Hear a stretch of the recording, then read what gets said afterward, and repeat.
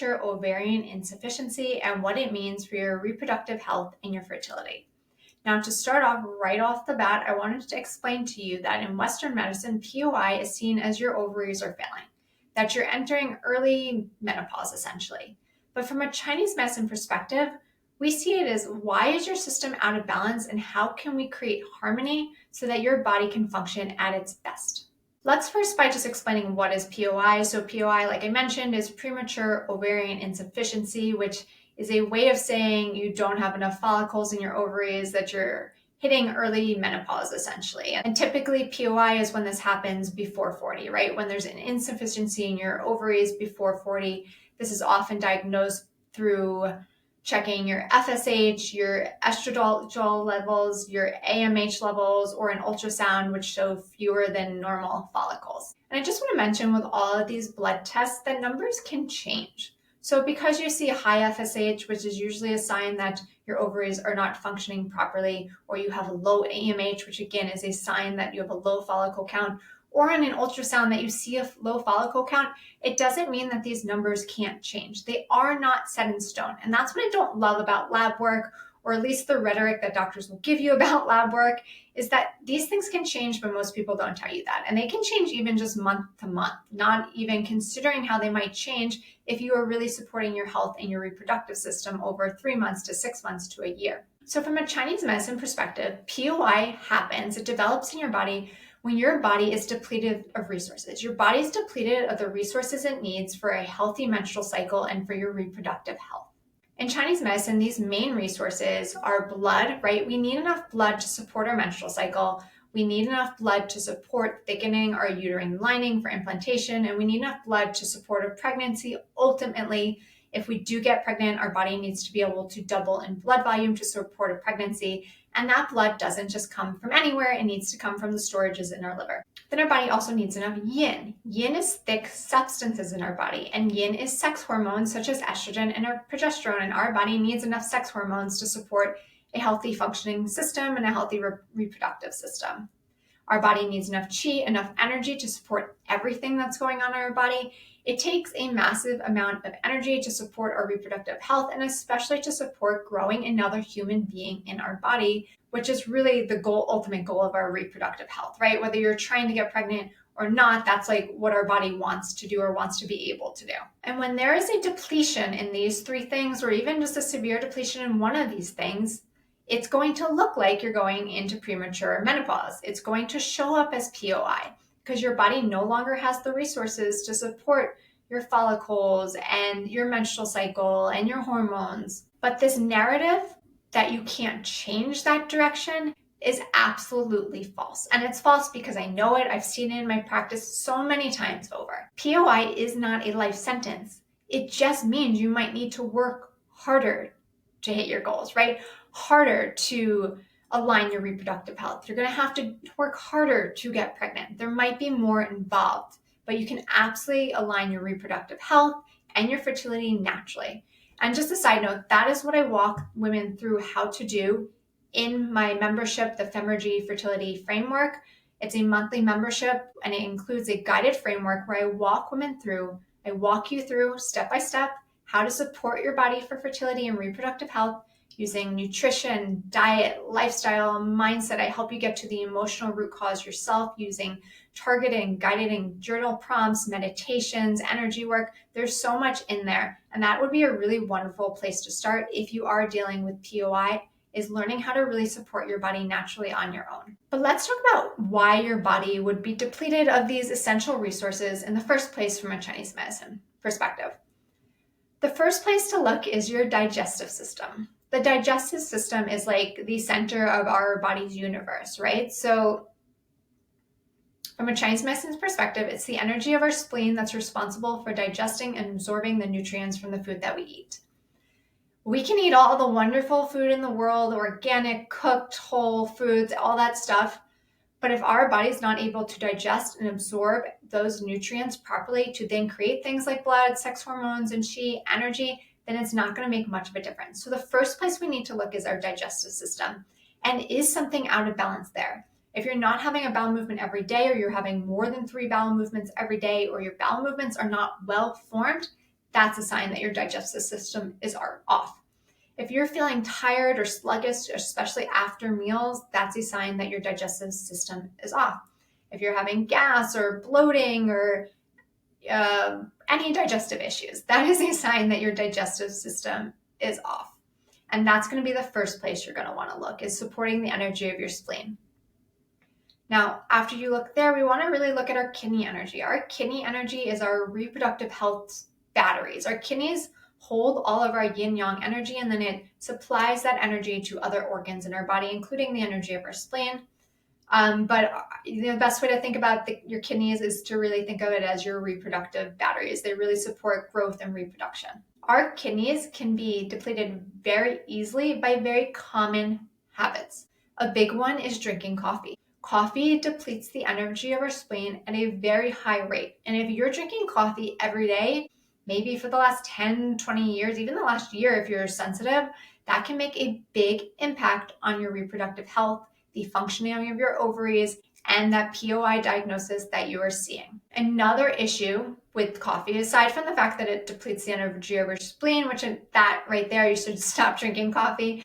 But a couple other things that it does is it also suppresses our hunger cues. Now, when your hunger cues are suppressed, that means you're not eating enough food. You're not getting enough nutrients in your body because your body doesn't know how much it needs because those cues are thrown off. It also suppresses our tired cues when we need to sleep, and you might not be resting enough, or you might not be getting as good quality sleep if you're drinking coffee. A lot of times people will come to me and they say, well, I sleep fine, I drink coffee, but I sleep fine. But then they stop drinking coffee for a few weeks and they realize their sleep is actually improved. Not their time that they're sleeping, but the quality of that sleep. And if you are having any sleep difficulties, you absolutely need to stop drinking coffee. I suffered from insomnia for most of my life, right? And when I say most of my life, I mean even as a child. So this is not all coffee related. I did not drink coffee as a child. But for many years, I would stop drinking coffee, and the max I would drink would be half a cup a day anyways. But for many years, I would stop drinking coffee for like a couple of days and be like, forget it, it's not affecting my sleep. It wasn't until I stopped drinking coffee consistently for, a month or even just 2 weeks that I noticed a huge difference in my sleep. So that's my rant on coffee.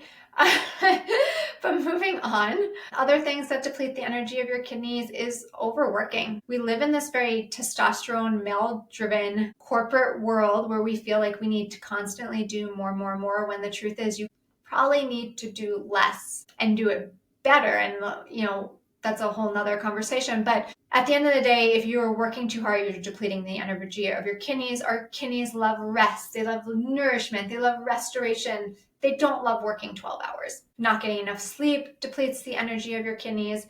And then also living in this high intense environment where you are chronically stressed, anxious, worried, having thoughts looping in your head, all that depletes the energy of our kidneys. Again, our kidneys like to be relaxed. I like to think of our kidneys as this beautiful baby that wants to be nourished and sleep all the time, right? That's the energy of your kidneys.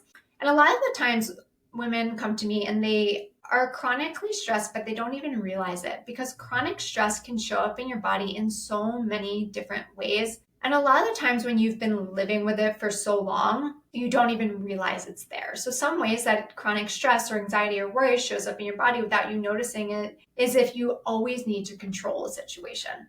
I was talking to a patient the other day and she's like, I don't feel stressed. Everything in my life is good right now. But then we talked a little bit about her history and she didn't feel stressed now because she was controlling the situation. But if you feel like you always need to be in control, there's something in your body that's kind of always on edge, right? Like that always on edge. Well, what if I lose control? What if someone changes plans?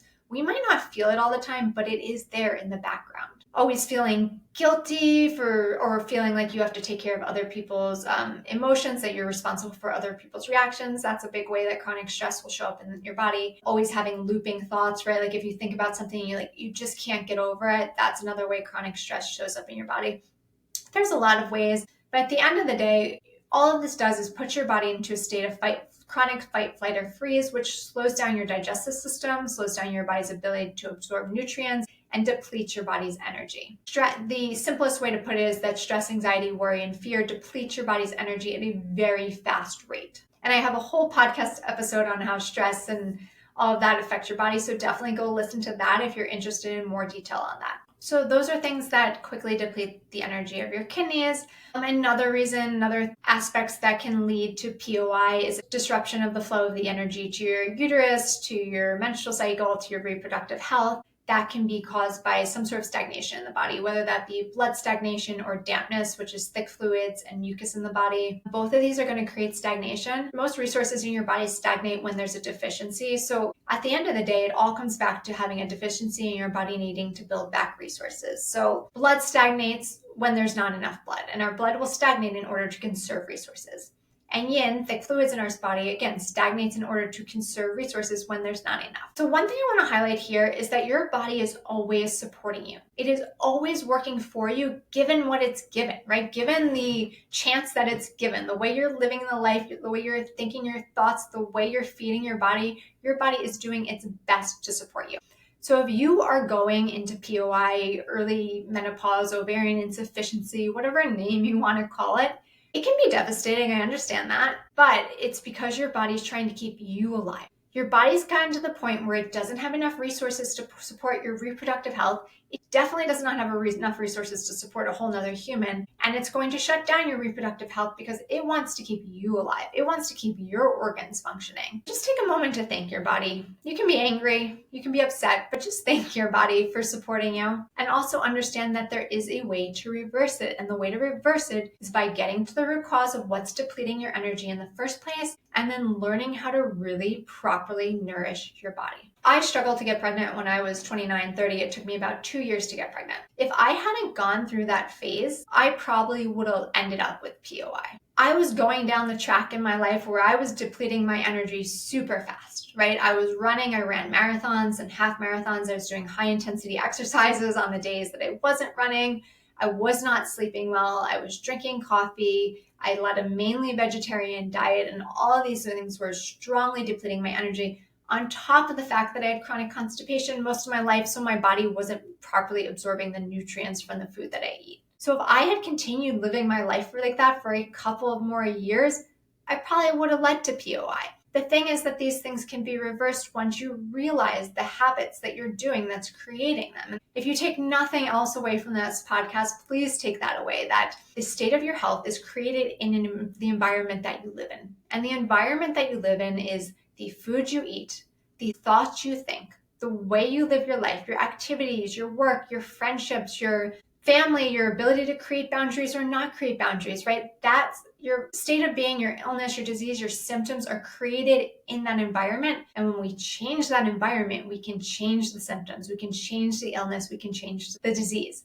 So if you have POI, this is your wake-up call to really take a look at your body and start supporting it in the best way possible. And if you don't know where to start, check out my monthly membership, reach out if you're interested in one-on-one support. But please know that it is possible to reverse POI, that you can get pregnant naturally, and this is not a life sentence. Thank you for listening. If you have questions, you can always find me on my website, on social media. I'd love to hear from you, and thank you again for listening.